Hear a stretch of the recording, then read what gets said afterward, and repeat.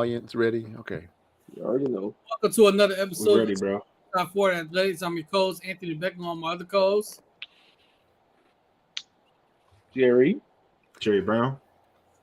Hey, mess up the rotation, man. What we doing? Hold on, some Hey. reason. It's supposed to be Hell. puff puff give, Okay. right? I thought that's what you said. Puff puff give? No? Okay.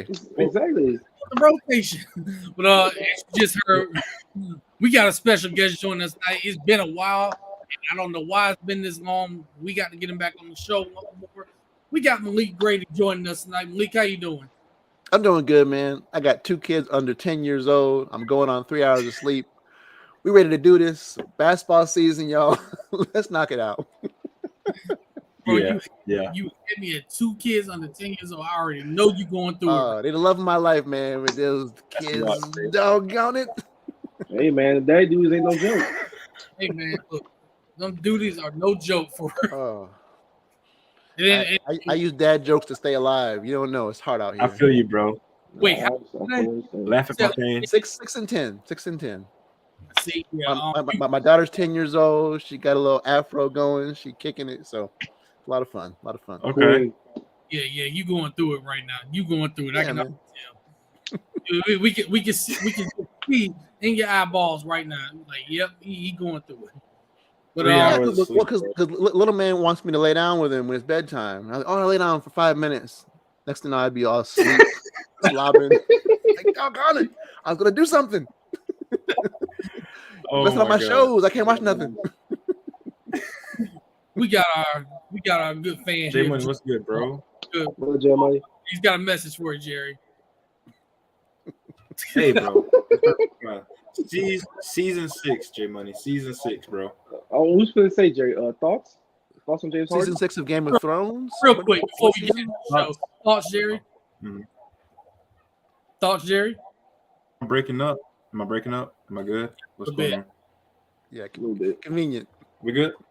Yeah, we good now. Yeah, you got Okay. Well, it was a hard fought game. We got smacked in the mouth. If we want to win a championship, we gotta go through this. We gotta lose a game at some point. We gotta start off 0-1 at some point. We just gotta bounce back, bro. Joe Mazzulla, I think that play in the post to Marcus Smart was quite frankly idiotic. Just to be honest. I think you gotta start with Tatum up top. You set a screen and roll Al Horford. If it's open, kick it out to him. If it's not, kick it out to Jaylen Brown or a cut that always works backdoor. And I think we stopped attacking James Harden on offense. Doc Rivers outcoached Missoula, and he went to a 2-3, which kind of, stifled the offense a little bit. And that really threw everything off, I think, from there forward. And Jaylen Brown was shook after that. He was shook. So we just got what you mean to to bounce say back, is- bro. In the words of longtime Sixer Rasheed Wallace, both sides play hard. Both sides play hard. So, let me go back to one thing you said. Yeah, though, terrible Jerry. loss. So, I'm pissed. So what you said is Glenn Rivers outcoached the Bears in the playoffs? Yeah, you could tell Doc Rivers is one of the winningest coaches in the playoffs. You could tell Joe Mazzulla in his first season as a head coach, for sure. Yeah. You could tell. Especially with that facial hair. That's definitely a rookie coach. Yeah. You're working on it. When you see all these Grizzlies veterans Yeah. with the good facial hair in the playoffs right now, Mike Malone's got his little thing going. Monty Williams is straight chrome dominant. Doc, you already know what it is with him. I miss Joe Mike Mazzulla Woodson, also. man. Mike Woodson had the whole Ooh. Etch-a-Sketch beard going on.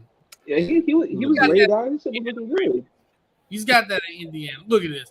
45-piece wing dinner, all flats. Mm. All flats. Lemon pepper them things too. Don't Lemon try. pepper wet? Lemon pepper wet? What? Okay, I got you. Y'all can't be doing that. Y'all getting hungry now. I just had This theirs is because I'm easy. getting hungry. Let me go and order this. Bro, I got some chicken, bro. I'm waiting on it, bro. I might go down and check it out in a few minutes. So Hey, you know who else finna be hungry in a second? Jamal Murray, KD, and Devin Booker in game 2. Mm. Yeah, we got that on I'm right looking now. for Phoenix to bounce back, bro. I'm looking for Phoenix to bounce back. Not tonight they won't. All right, over under on 50 plus minutes that KD and Book had to play. Over how many? Over under Over, I'll say 40. The whole Over. game. over. Yeah, KD will have a big game, I think. No one Also, can guard him. I'm going to retweet this live and get people on here just in case they want to ask some questions. But Okay. we got Malik on because we're kind of gonna get into the transfer portal for basketball again because Malik here, if y'all do not follow him on Twitter, you should, especially if you're a Gator fan, because he breaks down the guys that we're going after and how they would fit into Florida's offense, in the Todd Golden's offense, or in how he would fit into the system, how they would fit into the system. Period. So with some of these guys that we're going after, and also there could be a surprise name that, let's just say, returns back to where it all started. We'll tease y'all with that. We'll get into that in a little bit later. But Malik, with some of these, well, first of all, we got Tyler Perry making his announcement tomorrow. Malik, go ahead and tell us what you're hearing. Where do you think he's headed? Well, it's wild because from the beginning, we were hoping that Florida would be in the mix for Tyler Perry, and they were right after he entered the portal, and lots of names of other schools were being bruited about. He makes his visit to Florida, and you kept hearing that there was a silent contender for his services in Kansas State, and Jerome Tang, who likes to move silently in the transfer portal. And sure enough, as teams went by the wayside and he assembled his list, Kansas State, the whispers got louder and louder to the point where now it kind of has felt like a slow walk towards the gallows where we're expecting him to announce for Kansas State tomorrow. And it's one of those things where in recruiting, in the transfer portal, there's no prize for second place. It's a winner take all type of a thing. And even though Florida ran a great race, they got the first in-person visit, they got the last in-home visit, but in the end, it looks like he's going to go to Kansas State. And in getting to know him as a fan and watching his game and watching him as a person and all, it's hard to get like mad at him and stuff because this is a 5'11" guy with a chip on his shoulder, and he's finally getting recruited the way he always wanted to be. Maybe he'll take care of his mama and that kind of stuff. So, I think a lot of Gator fans are going to still enjoy watching him, even though they wish he was coming to Gainesville. We still hold out hope, but most of us expect that to be the announcement tomorrow night at 9:30 Eastern PM. Drawing it out, making a meal out of it. But hey, more power to you, man. You get your first recruiting stuff. Take it to midnight if you want to. It's all good. We'll be straight. It is what it is, man. But how much do I miss that term, silent recruitment? Man, we had the first and the last, but Kansas State told him dinner was ready at 9:30 p.m. tomorrow. Ain't that something? Man. Yeah. It's interesting, like I said, to be silent like that. And in talking to some of the sources behind the scenes, like they're like, hey, don't listen to anything else. You're going to hear Ole Miss, you're going to hear Arkansas, you're going to hear Texas, but we are scared or we're worried about Kansas State. They're the ones that we got to beat. And it turned out to be that way. So it's interesting to see it turn out that way. That's been kind of fun, just playing with the big boys, so to speak. Yeah, I can't say I blame them going to K-State because they already had success with a smaller point guard, Marquise Noel, and he's gone because that was his last year eligibility. So why not make the trip to Manhattan and try to get back to the Elite Eight? Why not?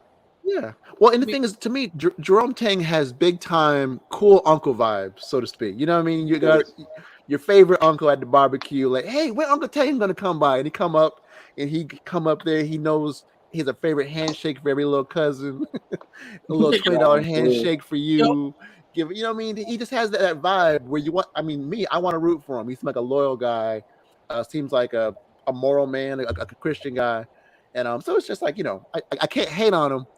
And I just wish the kid was coming here. So look, y'all saw the video after they won one of the NCAA tournament games, and Lil Baby was putting low down by Lil Baby was playing. Y'all saw that video. Just turn it up, man. The vibes were immaculate. Look, Uncle why Tang. you want to play for a coach like that? Hey, look. Hey, I had no problem with it. My coach Deacon Tang, maybe. Look, I can't blame the kid. This is a kid that I wanted from the jump. I mean, it looks like he's going to Kansas State. I guess part of me is hoping, praying for a miracle that maybe he decides to have second thoughts. And maybe right. back in there, but I doubt it. Well, especially because the fit with Florida in terms of what they've already placed in terms of bigs, in terms of Kugelback, in terms of the players they have, adding Perry would really be maybe that cherry on top where you could really see the formation of a team that could be a real contender. Whereas if he goes to Kansas State, I think they could be a tournament team, but they're not. They don't seem to quite have the same pieces in place as Florida does. But again, is when you're that good of a player, you're going to say to yourself, "Hey, listen, I'm the one that makes us a contender. We don't need nobody else. I'm coming. I'm bringing the wood, so to speak." So I understand the confidence. I like seeing it, but we'll see how it goes. Yeah, likewise, J Money. We got some hype, bro. I think we can make some real legitimate noise, and we're gonna see what happens, man. I think Todd Golden's also a good X's and O's coach. This is my opinion. Yeah, because there were some games where we won purely off him just being a good coach. Literally. And Malik, this is the interesting thing for me. This is what's crazy, and Jared just alluded to it. Yeah, height. There are 6 guys on this team that are 6'8" and taller. When was the last time we had a team like that? We got trees now. Yeah. Well, really, one of the last time Florida has really had that kind of height was really during their kind of back-to-back titles back in the day when you had guys off the bench like Adrian Moss, Chris Richard. You had guys in the starting lineup like Corey Brewer, in addition to your starters of Al Horford and Joakim Noah. And it's again, we're not saying this team is like that. Put that to bed. Yeah. You're saying in terms of height along the roster and guys off the bench with size. Because the second year you had Maurice Spates, 6'10", 6'11", played in the league for a number of years. That kind of height you could roll out. And Florida just has not had that. Right now, Florida has 3 players who are kind of starting level players in terms of the front court who started a lot of games last year. Tyrese Samuel, 6'10", 235 pounds. You got Michael Hanlockton, who was only a freshman, 7'1", 227 pounds. And then EJ Edge Jarvis in the Ivy League, 6'8", 225, maybe can get to 235. Those are guys that started a lot of games last year. And Samuel and Jarvis are both going to be 23 years old in the fall, grown men. If they don't have kids, kids are on the horizon, so to speak. You know what I'm saying? Their daddy years are closer than their, hey, where's mommy years? Okay, let's put it like that. Them two are married, got their own house, mortgage, they got kids. Okay, 401ks. They're thinking about internships and like, oh, we're prepared to offer you a job. Those kind of things. Okay, that's what they think about. Yeah, if they ain't got a girl, they got the King Julius. Big guys coming in. You got a 7-footer. You got a 6'10" guy. You got a 6'9" guy coming in that you can actually have some. Now, again, they're all, various levels of proven or not proven. You don't have like any amazing shooters in that mix and all, but just in terms of size across the board, Florida's not had that to play with where you can actually have an identity and actually maybe impose your will on some teams where you could say, hey, listen, we're big. What you gonna do? No. This is we got our team right here. What you gonna do? That kind of thing. We're gonna throw this back a little bit. We're gonna get you in the paint. We're gonna have some cutters, make some timely shots. And J Money, that is the perfect card right there, my man. Hey, facts, bro. And in the SEC, man, one of the biggest things is can you rebound the ball? If you can, and that's in any conference, but in the SEC specifically, like you got Arkansas, you got Kentucky's, those guys bringing big. I mean, Mississippi State, Texas A&M last year just had a bunch of goons. Exactly. Oh my God, bro. Yeah, even Alabama had size across the board. We lost Texas A&M purely because we couldn't rebound, bro. Like it was disgusting. It was Joe Lou Smith, and again, he was 23 years old. Got a receding hairline. Okay. Yeah, bro. Thank you. With a 401k. Yeah. Man. Like you had diversify your bonds type brothers. You know what I'm talking about? Get your portfolio up. Yeah, right. No, thanks, bro. We had Colin Castleton, and he's a great, our best player. and a great rebounder, but he's fighting for his life because he's the only It was big guy. him by himself. It was him Yeah. by himself. And Colin had a great year. It's fun to think back because when he came here, he had those first 2 years at Michigan, and our brother Mhm. Eric Fawcett had kind of poured through the film and seen some of the things he had done on the film, but he was not a big time player. He had not started very much. And then you got 3 years of him at Florida just progressing and playing well, but he was very rarely next to other bigs and having other bigs really behind him. This past year, you had CJ Felder, you had Jason DeTobo, who were, guys that I really admire as young men, hard workers. Let's be honest. Let's be honest. But in terms of on the court and production and stuff, even with Alex Fudge at 195, 200, you don't have that kind of physical presence. Whereas this upcoming year, again, Samuel, Hanlogton, and Jarvis, those are kind of guys who've played a lot of games and stuff, and then you have young guys behind them. So it's exciting to see what they might do. And we haven't even talked about Riley Kugel, who is really the gem in terms of additions for this year and all. So it's a different tone. It's a kind of more. It's exciting, but with that comes expectations and no more excuses. Like you can't have a year like you had last year, where it's like, hey, well, what we had thought was going to happen, and we had planned for this, and we thought, no, you got it all now. You got to produce. And man, I love Jason DeTobo as a young man, but let's be honest here. If he just put on pads, he probably would have been a first-round draft pick in this past NFL draft. He just might have been. Look, bro, he would have been. I'm serious. Probably would have been. The best feet in the draft, as a guard, man, the guy is a big dude. If his name had been Richard Garage, he got in the 5th round, bro. Yo, just saying. Right. Think about it. Hell, we drafted a D lineman / fullback in the 7th round. Man, you could have got something. You could have got a little 5th round selection at worst.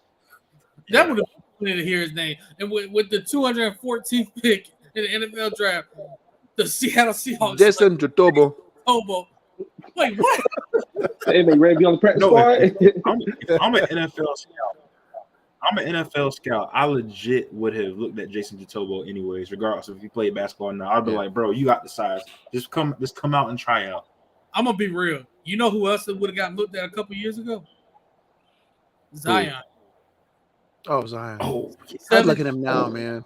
6'7", so quick. Telling me that he should have been the next great pass rusher, but he decided to go pick up a basketball. There you go. What was that kid for UNC? Remember that UNC, that kid who played basketball and football?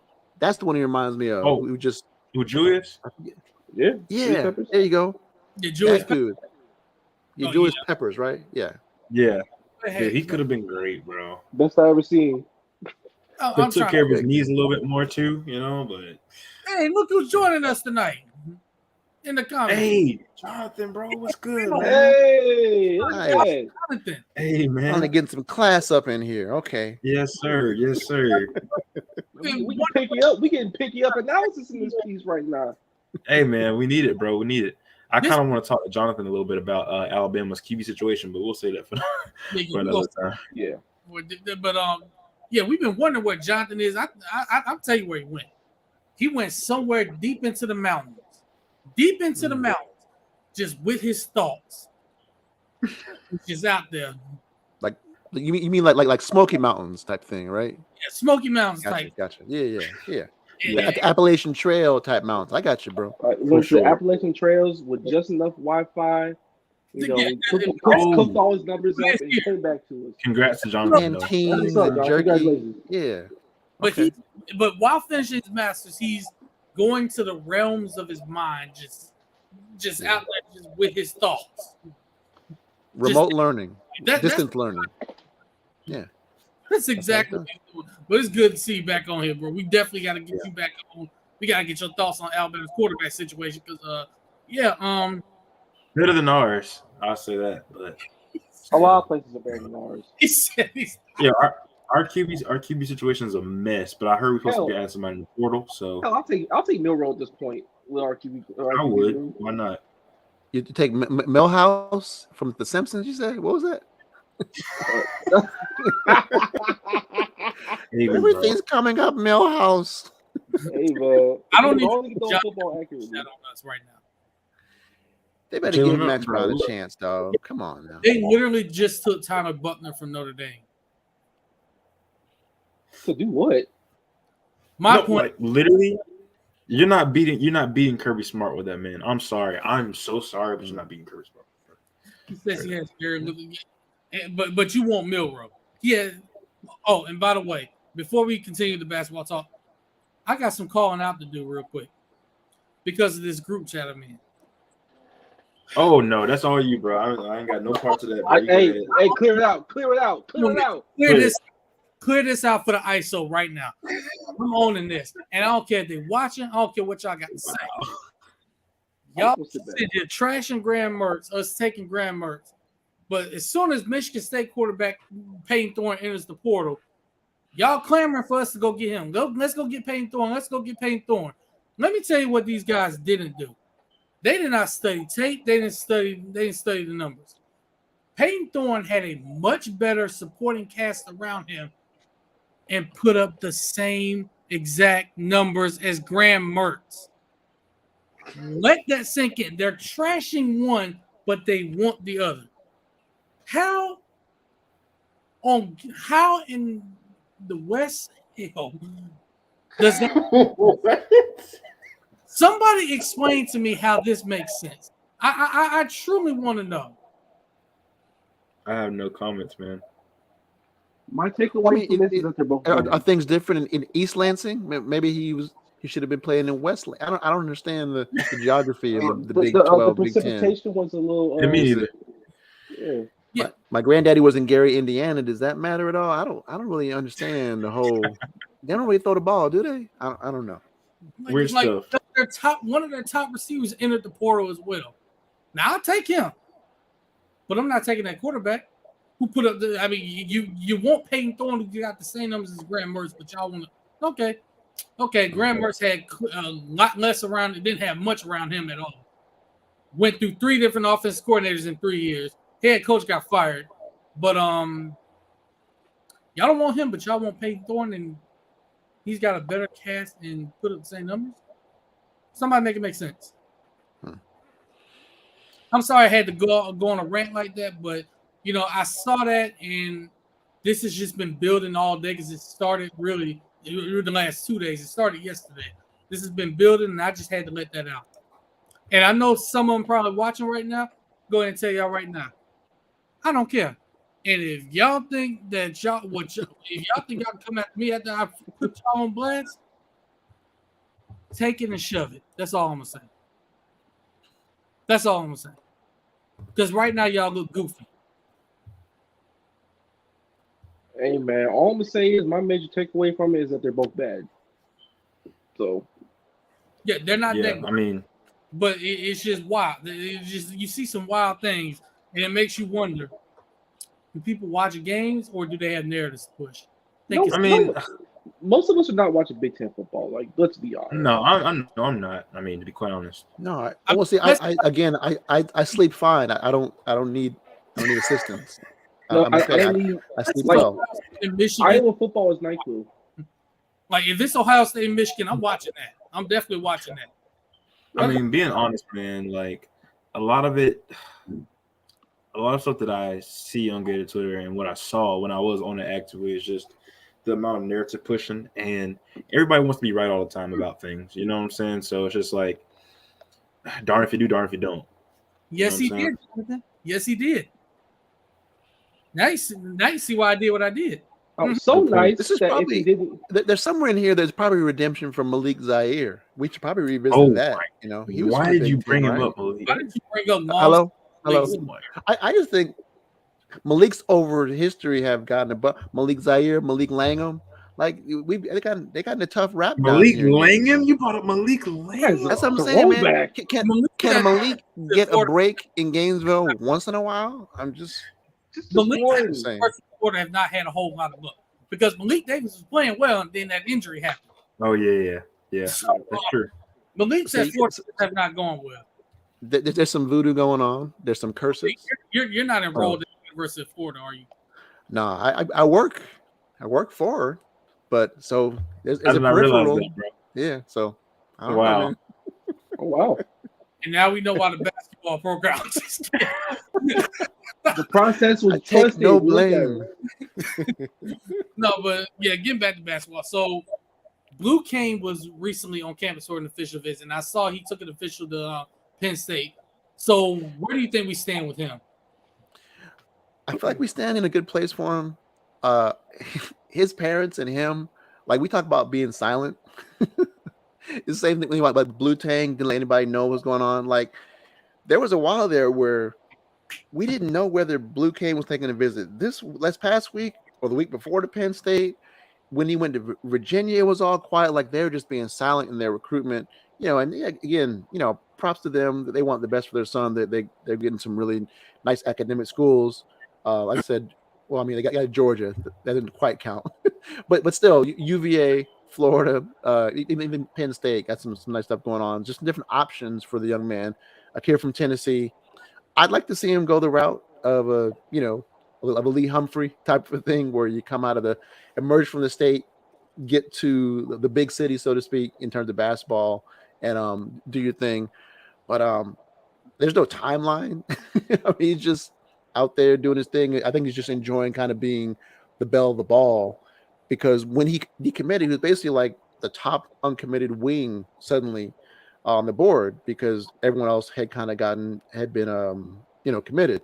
So I know Florida wants a young wing with upside to add to their squad, but I don't. Like I said, I think they're holding out and waiting for him, same way they were with Perry, and that's kind of why recruiting kind of ground to a halt.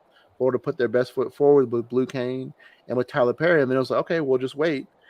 Meanwhile, other guys are committing and going elsewhere, but they're like, these two guys are good enough that if we get them, we're not going to have to worry about the other guys on the board. But things will be heating up a little more this week coming up. Other guys emerging. I know Florida's been doing their work, and we'll see what happens and all. But the next news I get from Blue Kane will be the first news I get from him for quite a while. It's been quiet. Right. Talk about close to the best. And speaking of Georgia, you brought that up. Yeah, Jonathan, yeah, we're taking his degree from him until he starts drafting Florida players. Because this just can't happen. I don't care how good that defense was. No, like this cannot happen. I mean, you're right, but who the hell you want to draft? Trey Dean? Isn't he being smart? Jesus. I mean, to take Rashad Torrance. I mean, I think he learned well. You mean defensive ends that were playing safety for us? Get out of here, bro. Hey, No, man. hey, look. I was shocked Brandon Cox didn't get drafted. Though. I thought he was going to get drafted late, like in the 6th or 7th. I wasn't that shocked. As soon as I said that 40 time, I knew what time it was. His attitude, thing. is just Yeah, I can't imagine that he interviewed well. I can't imagine that the Florida and Georgia staffs had great things to say about him. I mean, even the good things were always had to be kind of with a caveat, I think, at both schools. So it's probably tough for him. Go to Green Bay. You're gonna get your fresh start. Once you're in the door in training camp, you can just kind of flash as an edge player and all. I'm glad he latched on with somewhere, but it's tough to be dismissed during the season and be able to put your best foot forward, especially for a guy who has had some injuries and was a little bit light in the wall. So. Yeah, that's true. Hey, salute to Inside the Swamp fave Amari Burney, bro, for getting drafted, dog. Now, where did he go again? I missed that. His Raiders. Yeah. The Raiders. Sorry, I'm a Broncos fan. So. And I'd love to give you a bigger shout out to Ventrell Miller for getting drafted by the Jaguars. And early, too. It wasn't like he was waiting. Yeah, The barbecue was still going. He was already making phone calls. So 4th round is nice. Well, since personal shout outs, even though this is not a Florida Gators player, I have to give a personal hometown shout out to Devon Witherspoon. 5th overall from my hometown of Pensacola, Florida. Just to watch this kid develop and watch him grow as a player, to see what he is. Now, he went to Coffeyville Community College first. Then he went to Illinois. And then just see what he walked on at Illinois, actually. He walked on. Like, he was not given a scholarship. Insane. And to see him develop into the player that he is now and to go 5th overall. And it's also the second time that the Seattle Seahawks have had a player from Pensacola, because the first one was Doug Baldwin Jr. So, yeah, that's great. They love Pensacola players. Hey, keep coming to get us. He comes. Wait, hold on. Double Bones from Pensacola? I didn't realize that. Yeah. Wow. Yeah, That's what's up. Oh, That's what's up. That's what's up. Fantasy football legend right there. Oh, really? yeah. So he's now the second highest player, the second highest drafted player ever from Pensacola, only behind Trent Richardson, who was third. So the shout out to Devon Willis, definitely. Now you're saying he's claiming Pensacola. He's not trying to say he's from Niceville or something, right? No, Making he's sure. Pensacola. Like he, Okay. when I tell you, like if look up Pine Forest High School recent years, like from 2018 to now, those squads were loaded, full of talent. He just got drafted. He played there in 2018, 2019. There's a guy named Decarian McWilliams at UAB right now. That's going to be one of the next good ones. Okay. I just know sometimes guys get big. All of a sudden, they talk about they from Destin or something. And you're like, Right. hey, Yeah, bro. Right. give Anthony some props. He's from Pensacola, bro. Hey, Right. for the Knicks right now, even though he an op, Mitchell Robinson is from Pensacola. So A lot of talent there, bro. But yeah, they like that school had talent. They had a guy, Pine Forest had a guy, Danielle Hayes. I think his name's Danielle Hayes. He just signed with Minnesota to play wide receiver. Like that school team was loaded. I mean, them going to state is not a surprise. They've been the best team in the area like the past 3 years. They just in the Tampa Jesuit and teams like that. Yeah, So, yeah, of course. And they're going to be playing IMG Academy. That's all I'm gonna say. Hey man, be like that. That's what's up, though. Yeah. Yeah. But back to Blue Cane. I want Blue Cane for this reason. The NIL deals are endless. Orange and Blue Cane, Raisin Cane. Wait, there's a Raising Cane's in Gainesville, right? Deals right there. No, there's one in. I think there's one in Tampa. I don't know if there's one. There's not one in Gainesville. Not that I know of. I mean, thought there was something. Gainesville. There's something that came in Gainesville. I swore I saw something. Maybe it's like a pop up or something. I'll go down this weekend. Yeah. It's plenty of NIL deals, and no, Jerry, we will not use Cane and Abel. That will not be an NIL deal. There is a Raising Cane's in Gainesville. There is a Raising Cane's in Gainesville now. It's on 5015 Northwest 34th Boulevard. Up by it's in here. I'm saying it here. I gotta remember. Maybe it's opening. Let me talk before I speak. Let me go where I speak. Maybe I'm erroneous information here, but I could have sworn there was something going on there. Maybe it was DoorDash. I don't know. There's one on campus, actually. If it's a Raising Cane's in Really? Yeah, that's what I'm saying. I thought something was going on. Yeah, it's one on I campus. had no idea. So anyway, we'll have to get back to you on that one. Yeah, hey, that's 2 NIL deals right there. And another player that I'm interested in that we're going after. Let's just go ahead and bring him up now. Right. No. Glover. Oh my God. Like, how real is the smoke? I really I'm want good, to bro. I have to know how real that is. I have to know. Oh, he said there is one. There is a blue. Yeah. But Maybe it's one of those things where you have to know somebody. You got to have an egg and a code word, and then you get some chicken. Maybe it's one of them things. You know what I'm saying? Let me find the Google machine right quick. So it's actually on campus. Believe it or not. Oh, it's on campus. Yeah, it's right near the stadium. You tell me. Sorry, my wife rolling up in here trying to get her stuff from around me and stuff. She's making me laugh, man. She just rolling up in here late at night.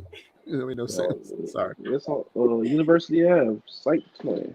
I've been passing this entire time. Apparently. That's wild. That's messed up, man. Somebody said that Raising Cane's was like an off-brand Guthrie's. I didn't say it. That's what I heard. That's not true. I don't even know what Guthrie's is. Look, when I went to the Florida State game in Tallahassee, I actually stopped by Guthrie's. Okay. I would say this. What do you think? That chicken was pretty good. It was, when I tell you everything was fresh, like fresh out, it was fresh out.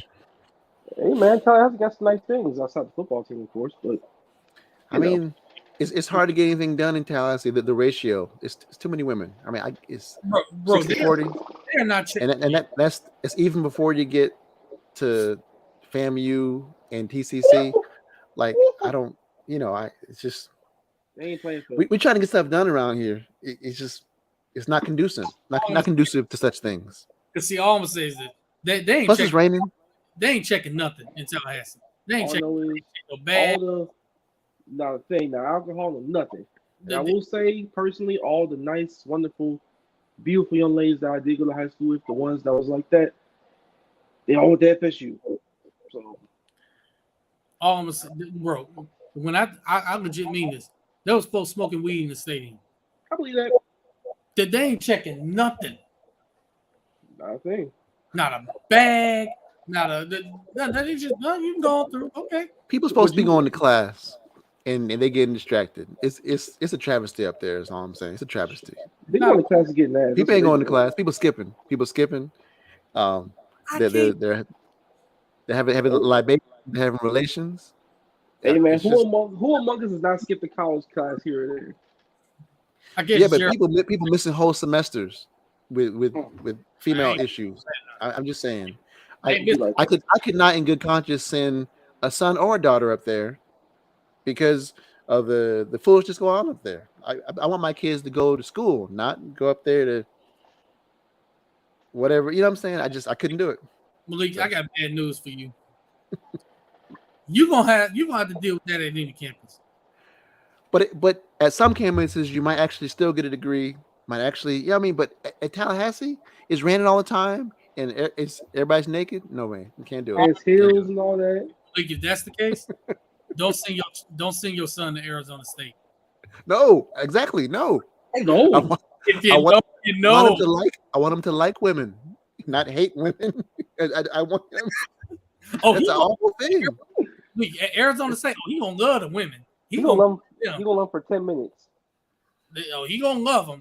He gonna love. It's like my cousins up in Atlanta. Ain't never one of them married because you can't get nothing. It's always no. Anyway, we're getting far afield. Yeah.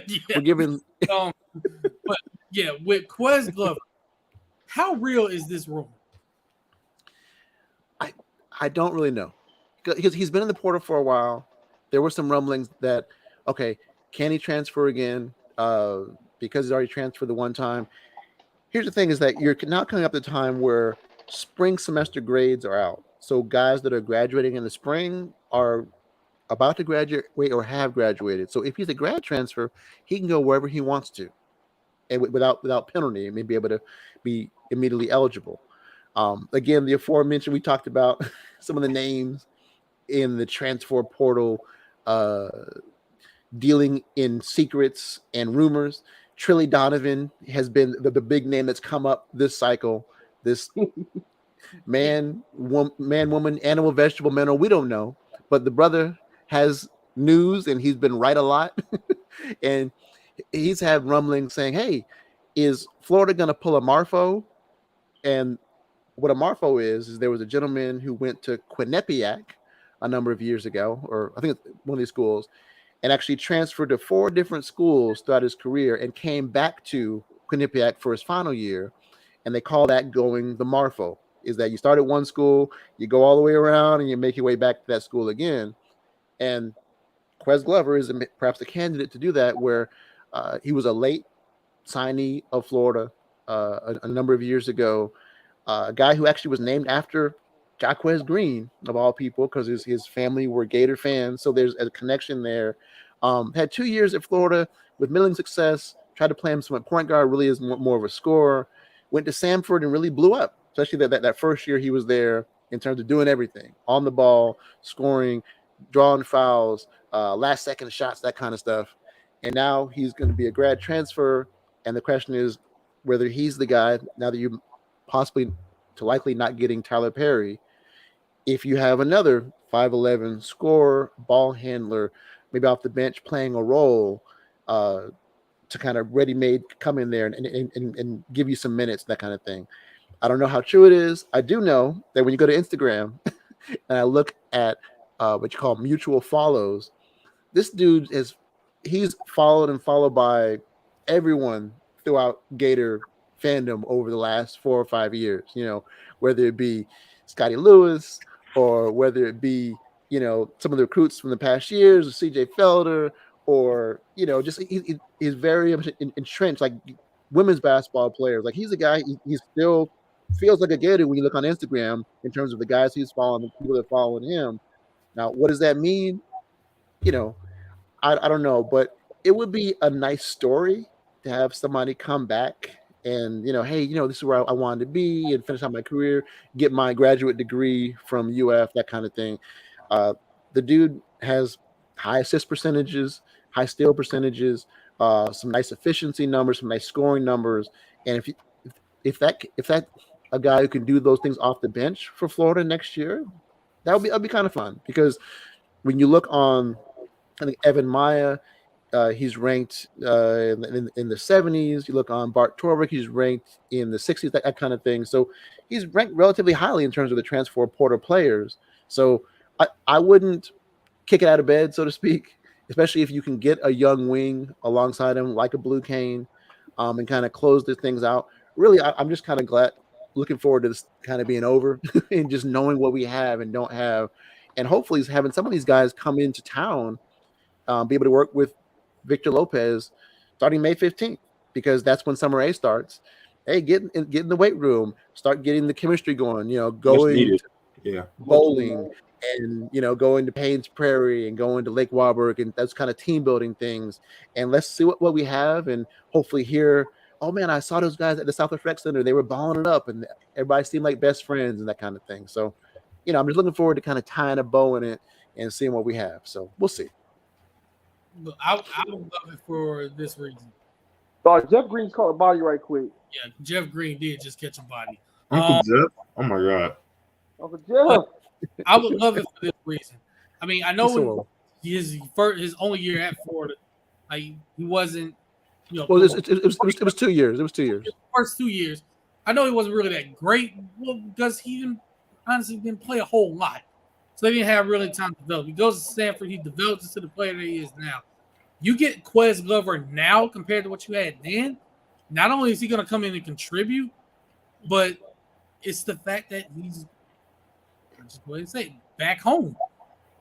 Like institutional knowledge. Circle. Yeah. It'd be full circle. And I think he would fit a whole lot better in Todd Golden's system than that other guy that's at that other school that we're not going to mention. The other guy. Yeah, we just going, that. Although here's the thing. Get off me. You do say you don't want to mention the other gentlemen in Athens and all. I will say it's been fun kind of covering the transfer portal, because I talk to fans of other schools and they give me a little, this player's, we're looking at this time and we're both looking at that. It's been nice to see that some of the lessons that you wanted him to learn when he was in Gainesville seem to have been learned a little bit in Athens. And I think that's good for the SEC in terms of basketball in overall. They're not going to be as bad as they were under the previous coach at Georgia.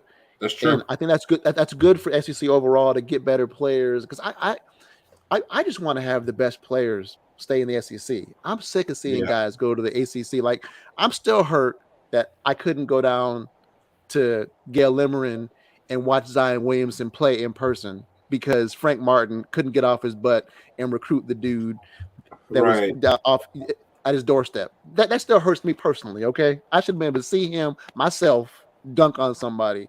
But because Frank Martin was lazy behind and ain't recruiting nobody, I didn't get to do that. I saw Anthony Edwards. I didn't see Zion Williamson. And I blame Frank and Martin. Anyway, that's all I'm saying. Here's the crazy thing. It wasn't supposed to be South Carolina. It wasn't even supposed to be Duke. It was Clemson, right? Yep. Mm-hmm. Clemson. That's originally where it was going to go. We all know what happened. And I'm going to leave it there because I got a cousin that played at Clemson. He's still connected with Clemson recruiting, whether it's football or basketball. And he told me what really went down. And if you notice when he committed, one of those mics, none of those mics had Duke on there or anything. One of those mics was Clemson Illustrated. It was the Clemson website. It was there for a reason. That's where he was supposed to go. Okay. Well, then how about John Morant? Frank Martin couldn't recruit John Morant. I couldn't been watching John Morant down in Odom. Nobody really. I'm blaming for that. I'm blaming somebody. I blame him for that one. I don't know how you let that. I don't know how you let him go to Murray State. I definitely, I mean, to be fair, nobody was recruiting John Morant at the time, but like that was a perfect opportunity for you to jump on before everybody else got to see what it was. exactly. And imagine what he could have did at South Carolina. He would have made them a whole lot better. Anyway, I'm glad he's at UMass, and we got to. I mean, the young man Lamont Paris, much better fit, worked his butt off at Wofford. Anyway, so I'm an SEC guy. I want all the best players to come here and to come to Odom so I can see him and then tell my kids about him. Like, I saw him in person. The boy was 6'8". Yeah, that's what I want to be able to say. You know what I'm saying? The boy, yeah, you know what I'm saying? That's what I want. Let me see him in person. Yeah, Okay, I saw Anthony Edwards when he came to Gainesville was spectacular. That's what I want to see. That first half was crazy. Yeah, he was special, right? Yeah, right. Like it's amazing. Crazy. Like with basketball and football, like I'm gonna be honest, I can say I've seen Pro Bowlers in person, whether they play at Florida or not. I've seen Kadarius Toney play live. I've seen Jamar Chase and Justin Jefferson play live. Mm-hmm. Joe Burrow. I've seen Deebo Samuel. Like the list goes on and on. The number of players I've watched play live in Gainesville. It's crazy. The list is like this long. Yes, guys, and that's what I want for basketball. I don't want them in the SEC. I want them in the SEC to be able to watch and stuff. But anyway, that's just selfish for me. If they don't come here, I want them to go to other schools like that so I can see them in person and see them get their butt whipped here with the Rowdy Reptiles clowning them. That's what I want to see. So anyway, I just want Florida to win on my birthday for once. That's all I want. One birthday win for me, please. Yeah, when's your birthday? What time of year? October 15th. Okay, that's preseason. We can do preseason. Yeah, it'd be FSU this year, right? That was your birthday. Look, I'm gonna just go ahead and say, if Florida is playing a football game on DeMarcus's birthday, I'm already gonna chalk that up as a loss. It's an L, football. It's terrible. It's always LSU. Or the year I caught COVID and we lost to them. I gotta tell a story again. So which time you caught COVID? You didn't catch COVID 3 times? Cover your mouth. I know you over 2, my man. Yeah, and one of those times we played LSU.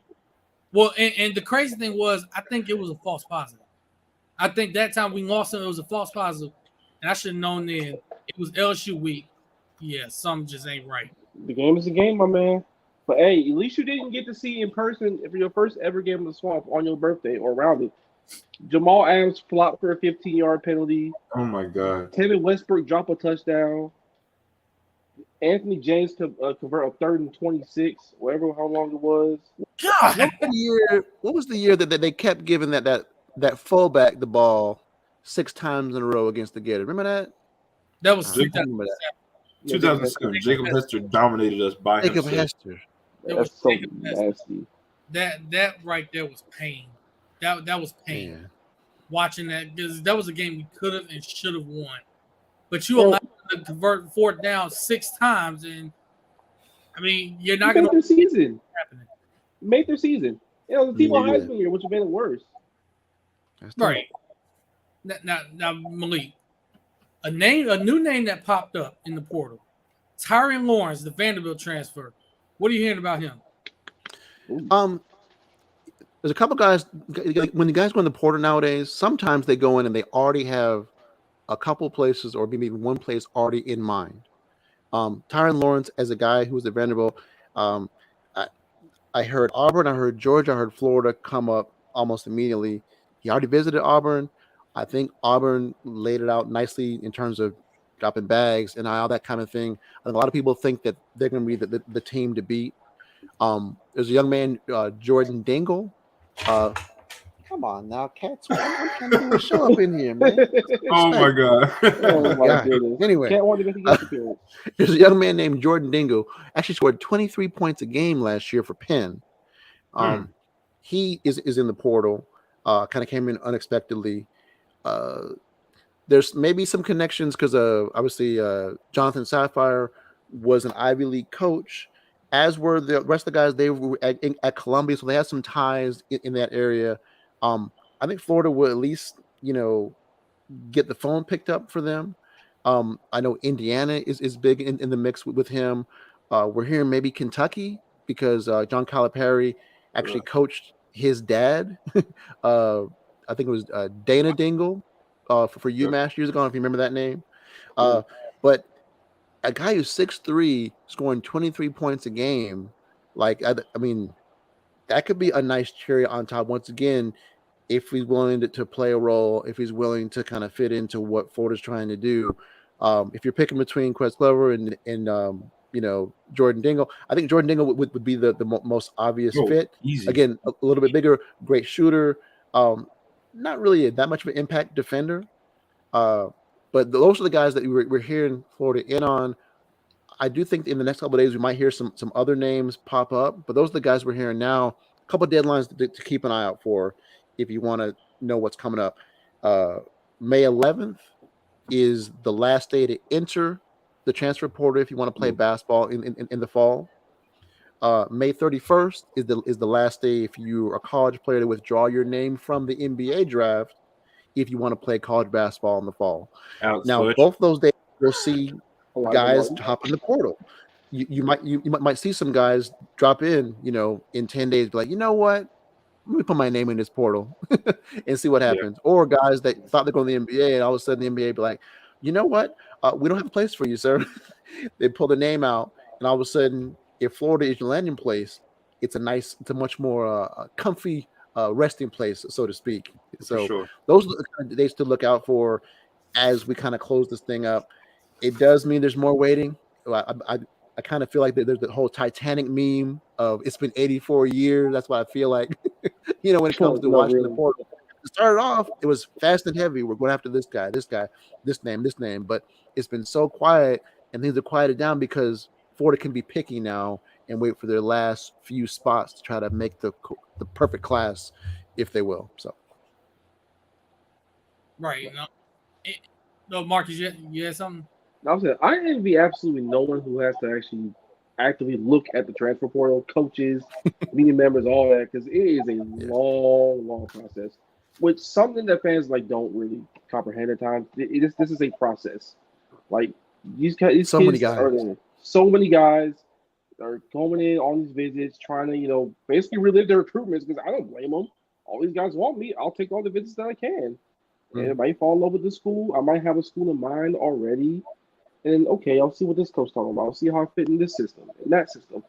But Florida's has done as good a job as they possibly can in this cycle. It's been very impressive, actually.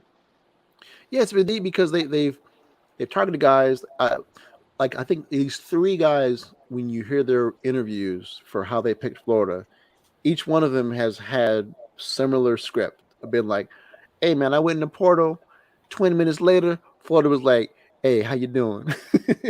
They were up on me quick. Michael Hanlock said that. Jarvis said that. Tyler Perry said that. Walter Clayton said, hey, listen, they was calling me immediately. So it wasn't any question of whether I was wanted. And they called me each day.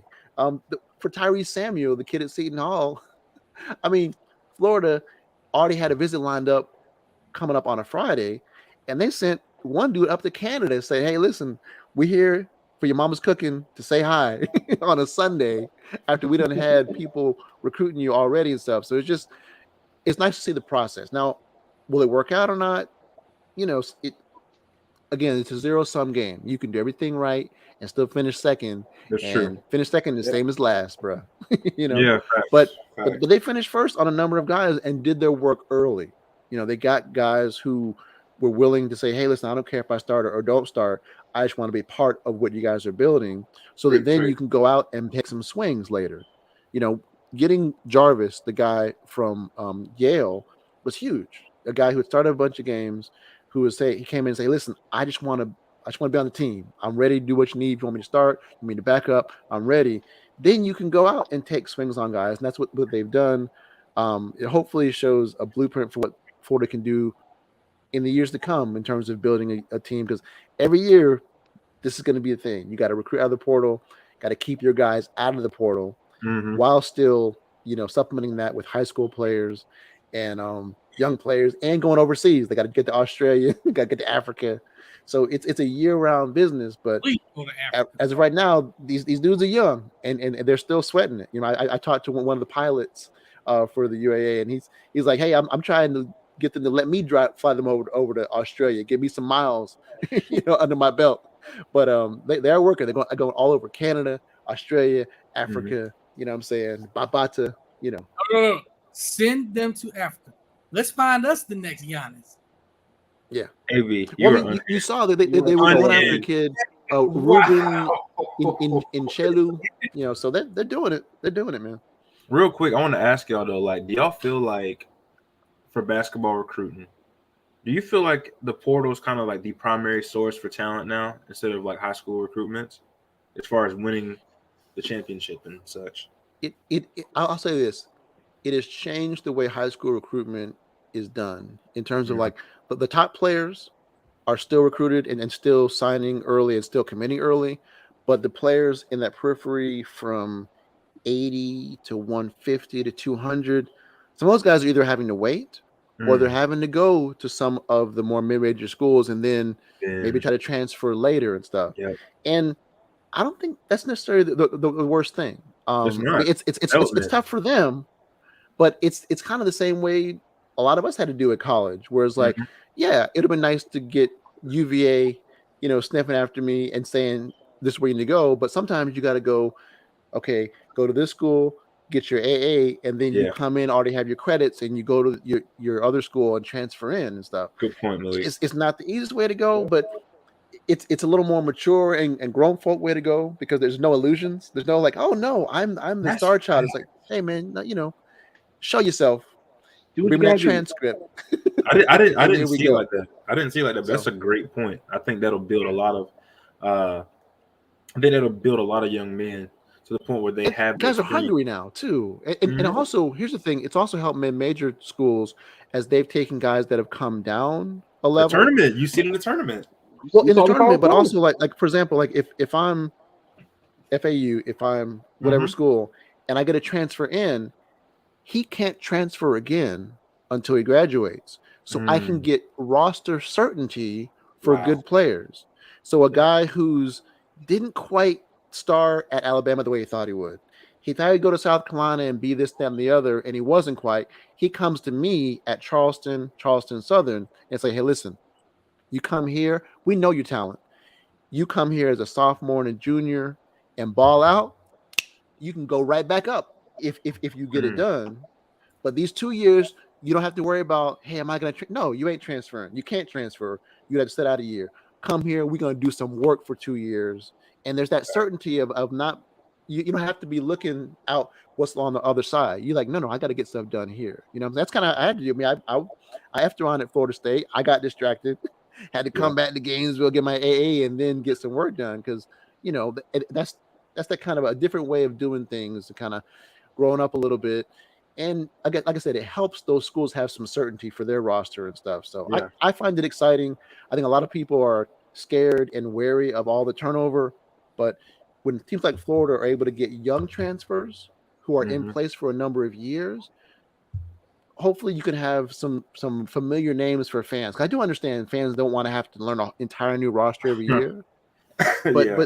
But you do have, I mean, Hanlogton is only a sophomore. Clayton's a junior. Kugel's here for another year. Richard is here for 2 years. So hopefully those familiar names will help fans be like, oh, I remember that guy.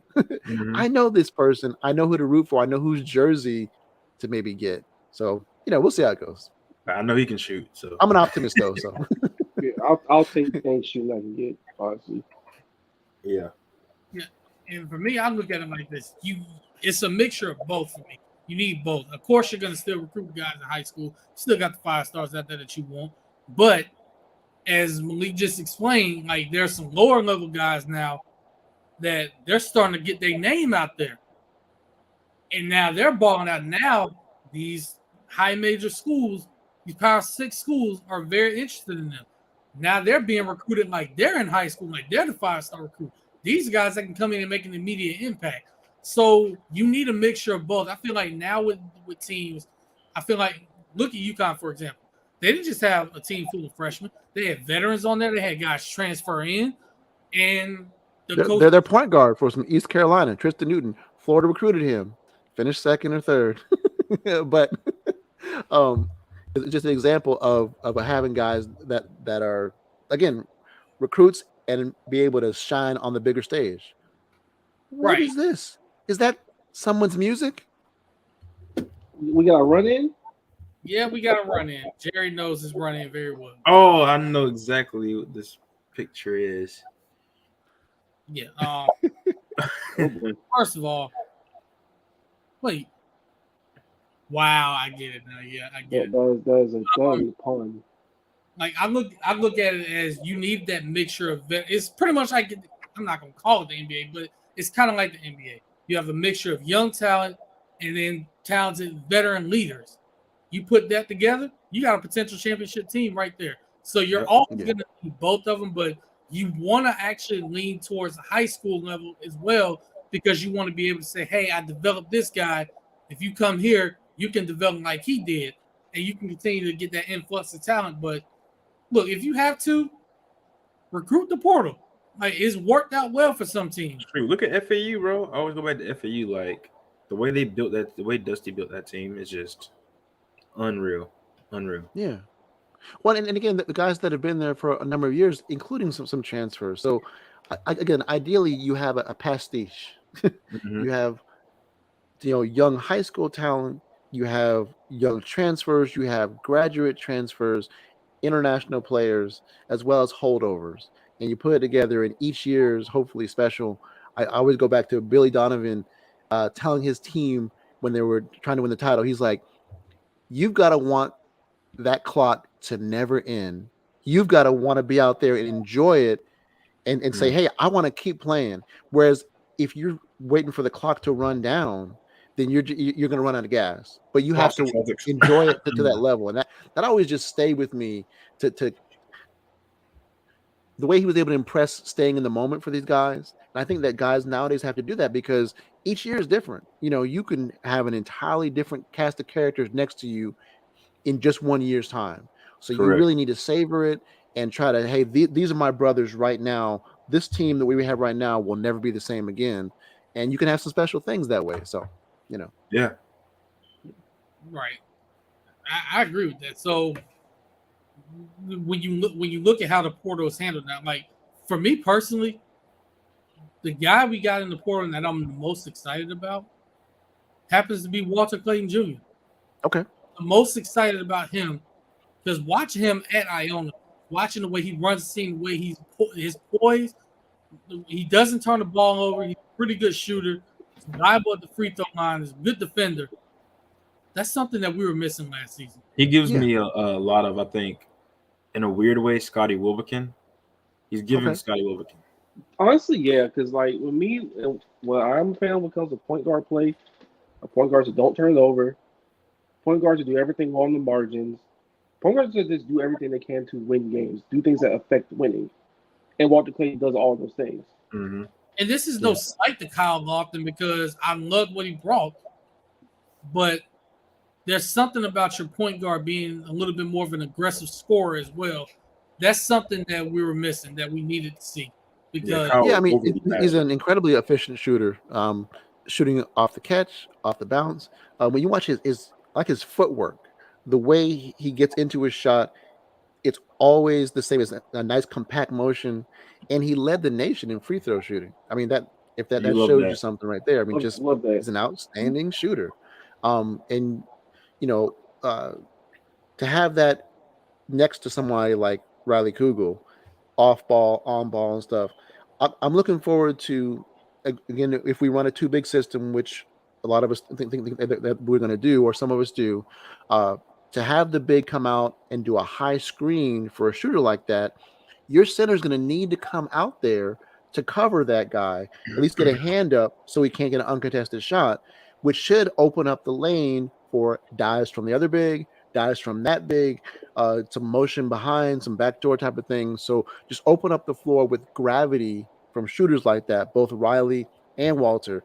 We'll see if it happens. You have to have the right plays and the right type of things happen, but I'm hoping we see more gravity because teams were not playing Kyle Lofton that same way. If you had a high ball screen with him, Yeah. the big was always going to go under and do drop because coverage, he was not a threat to shoot from deep off the bounce or off of a screen. Walter Clayton, absolutely. If you go under that screen, he's going to pull it from 24 feet and with high accuracy. Same thing with Riley Cougar. He don't care. Riley Cougar don't care. You know what I'm saying? He don't care. He gonna shoot it. Okay. He got that Kenny Boynton mentality. I He love it. gonna let it go, man. No matter where he get on the floor. Which I love because to me, 3-point shooting off the bounce is the basketball cheat code that we've all seen over the last 5 to 10 years, unearthed, mostly to me by Steph Curry in terms of volume, and guys are doing it more and more with great accuracy, and it's exciting to see. So now we have it here. And Jerry, you said he had the what mentality? That Kenny Boynton mentality, boy. Yeah, this man's petrified. Wait, AB, are you anti Kenny Boynton? I'm not anti Kenny Boynton, but Pompano Beach, come on now. Wait. Brian County's finest? Are you about to disrespect Kenny Boynton on the show? No, never. No. Okay. Just making sure. Sure. There's always a but. I mean, he was no Irving Walker. I understand. His comp for Riley Cool is Brad Beal. Am I crazy for it? I mean, we're throwing out some big names. That's a huge name. Right. Riley Cougar is a beautiful player, man. I mean, the self-creation off the bounce, the je ne sais quoi, the attitude he has when he screws somebody into the ground on a move and then just makes that pass and goes to lane and stuff. I'm looking forward to more finishing at the rim, because I think this year there were a couple times where he just was not quite getting that. Hopefully another year with Victor Lopez and just improving his craft there. And, I got a message from a family member of his saying, hey, listen, he actually loves to pass. He's a much better passer than he's able to show. I'm like, hey, let's see it. That's because Florida can use that kind of playmaking and stuff. Yeah. So very excited to see what he does. I think he's, a top 10, top 15 talent. And those don't come around all that often, especially on the perimeter. I mean, sometimes you get big men out of nowhere just killing it, but a top 15 perimeter player, 6'5", can do it all. We're in for a treat. I'm going to watch as many games as I possibly can with that young man. Yeah. And with him being a much better passer, you're going to need, like you say, you're going to need that, because let's say a guy like Walter Clayton Jr. gets hot from three where he just got the hot hand. Yeah. Take it out to him. Riley Cougar can literally be used as a decoy. And if they so happen to catch on to that, now he can say, okay, I'm done passing. It's time for me to score. You got that working? Look. The lane is open. Especially when you have a returning upperclassman like Will Richard, who was, again, very efficient from the field, from distance, within the lane, had quite a few dunks, despite shrugging off a knee injury. The true shooting percentage for Will Richard went up last year, despite being next to Myron Jones and Kyle Lofton and playing the threesome, playing the foursome. The true shooting definitely went up, in addition to the steals and blocks still being there. So he's a guy who, next to bigger competition or bigger companions, might be able to blossom some too. So it's just fun. I'm hoping you see a lot of guys improve. Even EJ Jarvis, coming from Yale, only played 20 minutes a game, had a high block percentage. Can you unearth more with him playing next to bigger talent? Because Yale didn't necessarily have like a huge center next to him. But if he's next to Tyrese Samuel, he's next to Hanlockton, are there more things that he can do when he has real size next to him and all? I'm looking forward to finding out. No, for real. Like, I am very happy they came in with a real plan, who the kind of guys they wanted, the profile of player that they wanted for this team, and what I've actually executed for one. So, yeah, it's going to be a new team. We all know. It's going to take a minute for them to gel. I've said on this pod multiple times, I give till around 4th, 5th game of the conference schedule to really start seeing them come together, because those winning games get tougher. You know these guys, you play them twice a year and all that stuff. Brand new team, brand new structure, brand new players that have different skill sets. But you see the profile of what they want to do. They want to be a tougher team. They want to be a team that shoots efficiently. They want to be a team that can hit free throws late in the game with Walter Clayton, the country. So I'm really excited to see how they start the gel around like December, January. Yeah, likewise. Where those analytics come into play as well. The kind of team they're putting together, the situations that they're going to be putting themselves in. That's where if you talk about him being an analytical guy, this is where that all comes in and where it's going to be very useful. As of last year, you didn't really have that. Well, and a lot of times you didn't have the option to kind of play with some of those things. I'm hoping also that the schedule is a little more conducive for that, in that you either have strategic games against mid-majors that can help your net rating, or you're playing against straight trash cupcakes whom you can destroy and play your 10th, 11th, 12th guy on the roster. Yeah. And get those guys time. Build that What you depth. don't want are guys mid-majors that test you and maybe even beat you. So even FAU, if you bro. win, FAU. it doesn't really help you. If you lose, it destroys you. Now, again, some of that was out of their hands. It's not like they were like, hey, can we play FAU? It's like, no, you playing FAU, get ready. You know? Yeah, yeah. Yep. So, like I said, I'm looking forward to more blowouts. I'm looking forward to more Showtime 100-point games where just, you know, I want to see Klatsky. I want to see Klatsky nailing threes, that kind of stuff. see, Like, bro. you know, Give me get the in student 5 manager. minutes left, please. Yeah. I want to see a fan come from the stands out and shoot three. In the game. Like, give me a random rowdy reptile from the stands and just let him hit one for the logo. Yeah, Just, last hey, year was How about tough. have the actual reptile? Get Albert out there. Albert between the legs, freaking free throw line, hook shot. That's what I want. Last year was tough, man. It seemed like every game that we played, it was like essentially like a battle. You know what I'm saying? Like every single game, it was tough. It was a fight. Right. Yeah. Yeah. But imagine I mean, but again, you got to beat who you beat. You know, there ain't no excuses once you're playing them. But that said, you know, you need a few cupcakes. Cupcakes are delicious, y'all. Yeah, because Kennesaw came with put that heat some- too. Kennesaw Put State. sprinkles on them cupcakes every I now want and then, you know? to put out a team so bad to the point where Albert literally comes out there and he dunks on somebody. I want to Ooh. see that. Let Albert run a horn set every now and then. Yes. By the way, one of the funniest things I ever saw. Okay, we were at the basketball game, and I swear, the person who normally does Albert obviously was not doing Albert. Somebody was in the costume who was the athlete. This person jumped up on the scorer's table, was doing all of this, Oh my! shaking, jumping, and like, wait, there was somebody who had some springs in the costume, man. That mess was hilarious. Oh my goodness. Oh man, our eyes were like, what? Oh, Oh my excuse me. God! Oh wow. I wish I could see that again. I mean, literally, he jumped on the scorer's table and was like, just, he what? was Where's on Albert at? it. Bring that girl around. Like, oh my God. He was getting it in. Now, real quick, I want to ask about two 2024 guys, Dean Thomas and Flory Badunga. Yeah, I was going to ask how to pronounce his name. Now, we already know about the rumor of Dean Thomas possibly reclassifying in 2023. Recently, there was an update, I guess, with Flory. There's rumors of him possibly reclassifying in 2023 as well. Yeah. Okay. Here's the thing.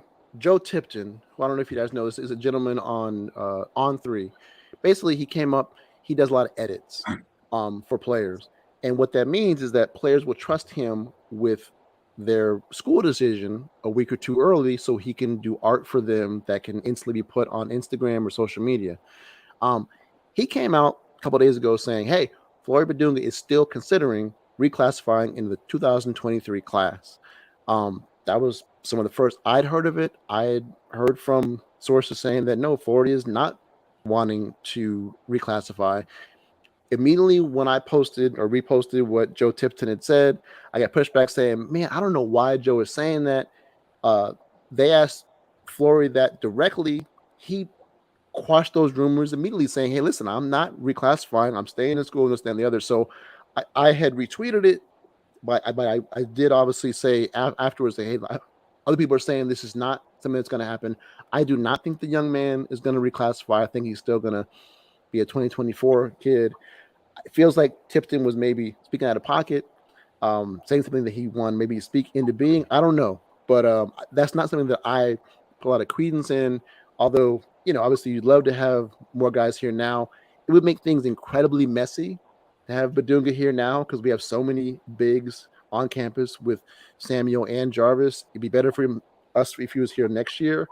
But that said, if he showed up on campus in the fall, no one's going to kick him out. But like, no, you can't. Like, no, it's the top 5, top 10 player in the class. You would accept him, but it would be messy. I think he's more going to be recruited for next year, along with another kind of top center, John Bowl, who they recently had on campus. One of these guys who's 7'1", 190 pounds right now. Hopefully puts on some weight in the coming years, but is a real skilled athlete. Those are the kind of guys that Florida is getting on campus for next year. It's not all just transfer portal, patchwork and young guys. They're heavily involved in the 2024 class. But once again, you either win or you lose out on these guys, and there are only so many of them to go around. So we'll see what happens. I'm excited, but it's nervy work. It's high wire, trapeze, big top circus work, and it's not for the faint of heart. Yeah, I don't envy Todd Golden and the staff one bit. I mean, I don't envy myself. I mean, I get invested, bro. I get invested. Hey man, so many people in this family get invested in this stuff. It's a process. Yeah, it's fun though. It's fun. It is. Yeah. Well, the rumors. John Bowl, there is no relation to Manute Bowl or Bowl Bowl. Hey, I feel like every bowl is related. I think gotta be. Like. I don't know too many other bowls out here. So and they directly asked me, he was like, no relation whatsoever.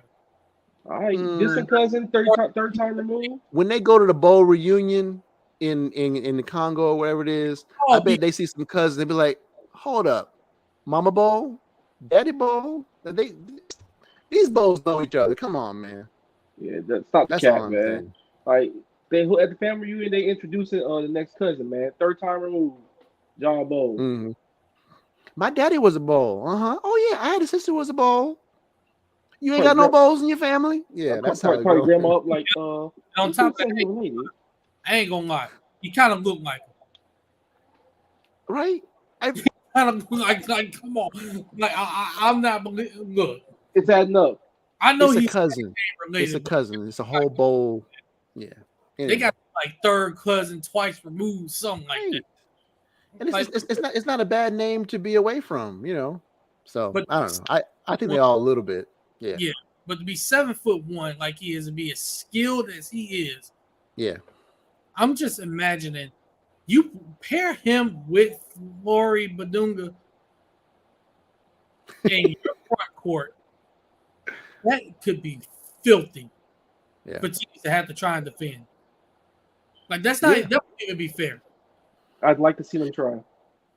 Why? I like the idea of Sean Kelly, the new voice of the Gators, talking about Badunga Bowl, that kind of stuff. That having that kind of a rhyme to it. That's wow. I mean, yeah. Flory Bowl, Badunga Bowl. That's just resonant. It has a certain ambiance and timbre to it, if you will. Rolls off the tongue. Thank you. Trippingly off the tongue. Red leather, yellow leather. That kind of stuff. You know what I'm saying? There you go. Yeah, and with Deaton Thomas, is he still expected to reclassify or? I believe so. That's the expectation, is that Florida would try to get him in for January. I just posted some video that he had put out. I think he's either with Adidas or one of these, because everybody's in the different places. There's EYBL, there's Adidas, then there's also some other thing. And I get confused because I'm not used to following the high stakes recruiting and all. But let's just say that the young man's killing it out there. He's so decisive with the ball, such touch, good shooter, but also just goes in the lane and just does what he wants to do. Like, when you watch kind of Chris Paul, even Kyrie Irving in the lane, what they did with the ball in terms of how they hit it off the glass and made it go where they wanted it to go. That's the kind of feel you have for like one of those smaller guards who just knows how to use his body and that kind of thing. So I'd love to have him. We'll see what happens. I'd love to have him too, because he is a floor general. I love me some Smoothness to my point guards now. I love me some Smoothness to him. Yeah, watching some of the video, man, if only we could have him on campus next year, but yeah, it is. I feel like the KD line to Uncle Jules. How you gonna show us to me if I can't have it?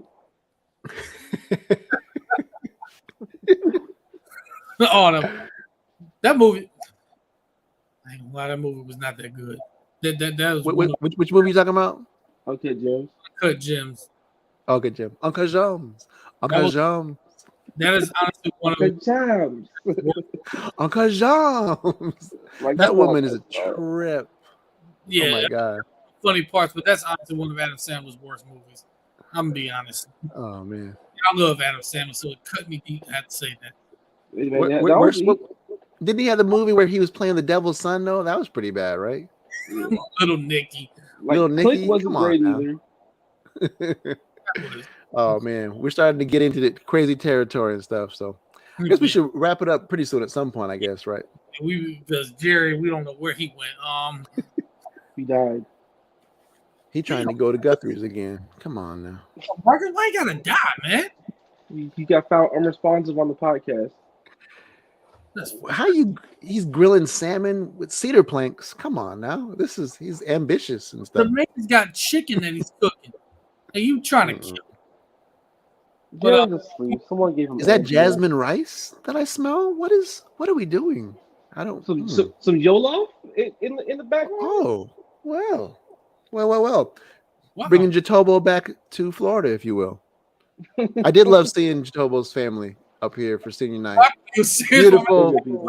Wearing bright colors. I mean, they look because he was away from his family for years. People don't remember is that because he went to school when he was 8th grade from Africa, and his family was back over in Nigeria and stuff. So it was, I don't know, it was just beautiful seeing. I want to say it was a sister. I want to say it was a mom or maybe an aunt and stuff. And they looked just ear to ear, and they seemed very grateful that Carlin Hartman for the Gators had taken care of their boy. So I like I said, it was just nice to see. And I CJ Felder too. His family seemed very happy. You know, obviously things didn't turn out the way they wanted to leave, but we had some good guys on the team this past year. So things didn't work out physically sometimes for some of those guys, but it was an easy group to root for. So anyway, Yeah. that's Good. a little aside there.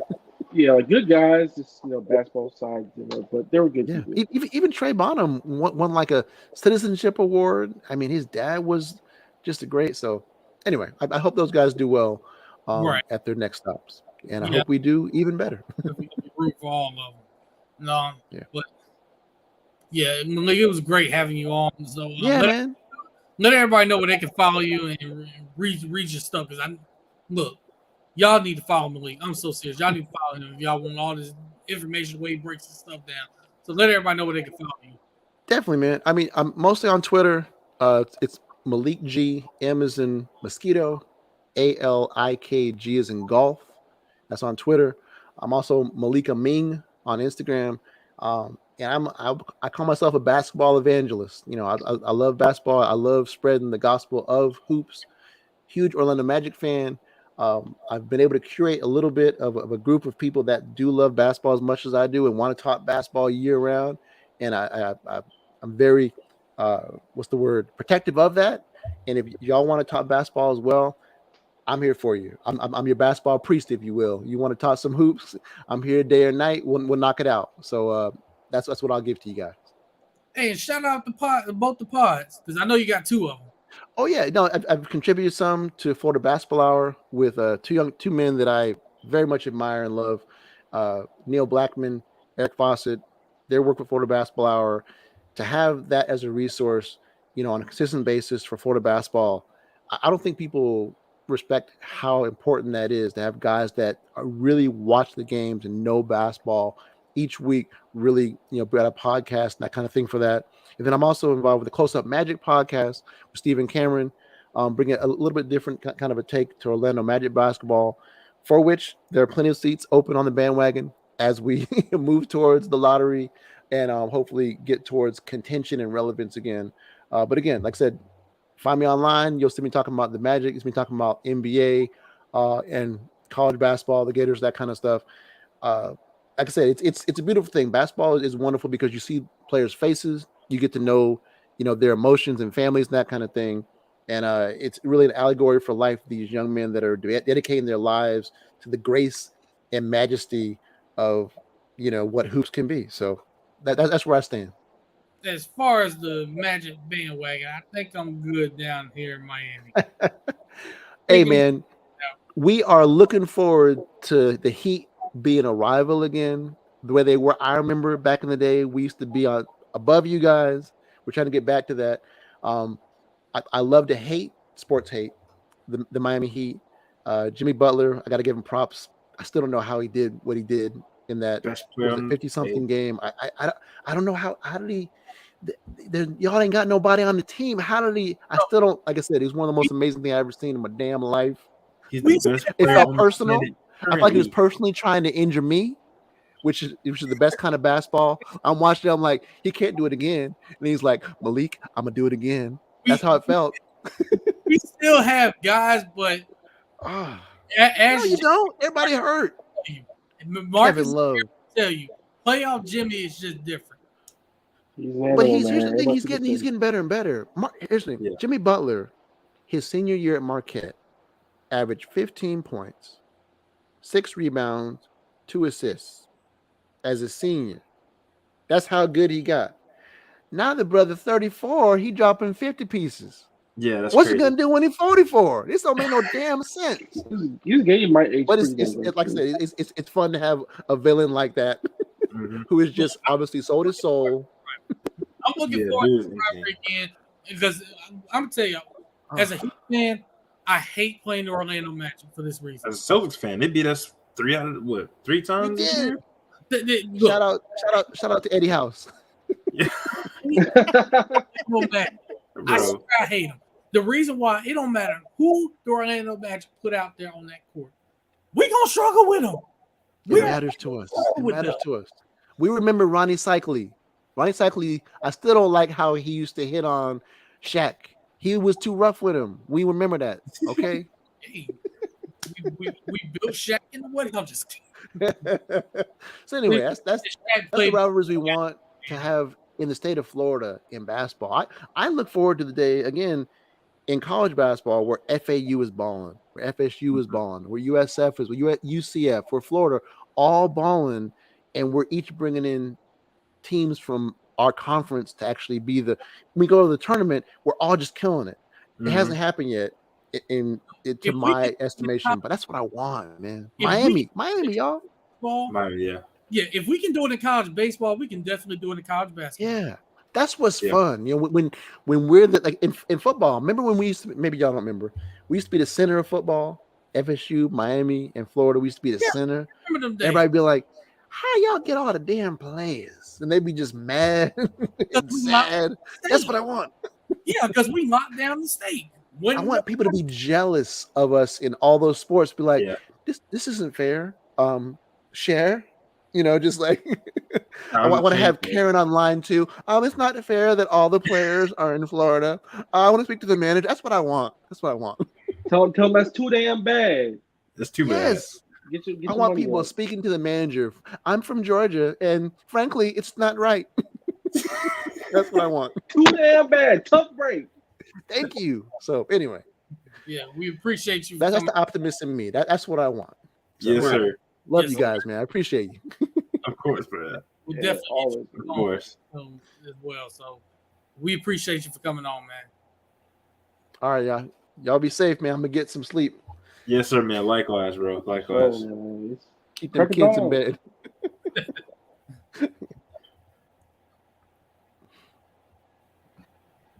Now, Jerry, we ain't gonna pick on you tonight.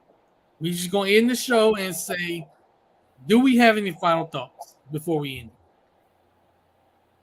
For me, man, no final thoughts tonight, bro. Just go Celtics, go Gators, go Dolphins, go Guardians. Good win against the Red Sox, and yeah. I already know my final thoughts. You know, always go Gators, go basketball and Kings, go Braves, go Jags. You know, go life, go basketball, go sports. Go life. I really thought he was going to forget the Kings for a minute. I never abandoned my agenda teams. Yeah. For me, no thoughts, but go Gators, go Heat. Go Yankees, of course. Go Braves. And Go Jaguars. And That's it. okay, But yeah, everybody, stay safe. Go life. Live life. And let everybody know where they can follow y'all for about it. Marcus and Jerry. Burner Yeah, account. man. You can follow me at JBreezyII on Twitter. I am Breezy II is my backup when I'm unhinged. And you can follow my Instagram at JLamar_I. you know me, same old. Marcus Davis 904 on Twitter. I'll be tweeting very unhinged things about the Jacksonville Jaguars and Florida Athletics.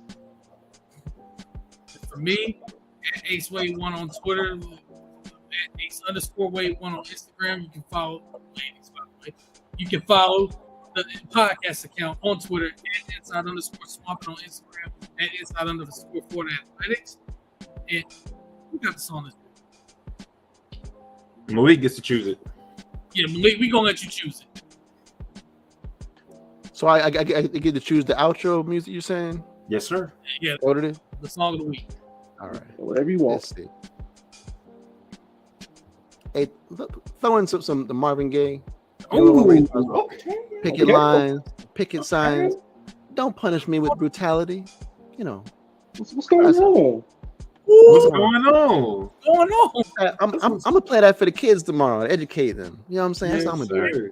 Kids, Oh, educate them kids. And if they get disrespectful about it, you already know what to do. I ain't so he say kill the kids. Damn. I ain't say kill them, but Technically. educate them kids. And don't be lying and says go Colts, go AR. She loves Marvin Gaye. Follow, I shout out her Instagram and Twitter. AI Drake. Hey, I tried. Oh, Hey, the song was hitting, man. That's not fair. Oh man, it's crazy. What if they have AI Young Mustard on that beat? Oh You know what I'm my. saying? oh no. Lord. I don't want to imagine. Oh wow. But yeah, with that, we gon' leave y'all as we always do. Go Gators, stay safe. God bless y'all. Y'all take care of your loved ones. Tell them you love them every day. Take care of your mental. Take care of your chicken. I'm like Jerry, you killed this chicken. Wash your hands. Wear your mask, Marcus. Wash thoroughly with a washcloth, water, and soap the germs off your nasty ass. And we mean what we say. Facts. Because some of Big y'all, man. just nasty. Some of y'all just nasty. Take a bath. Take 2 of them. Take 3 of them if you have to. We'll run up the water bill if you have to. But No worries. with that, y'all have a good night. God bless y'all. We'll see y'all next week. Go see, baby. Go Heat.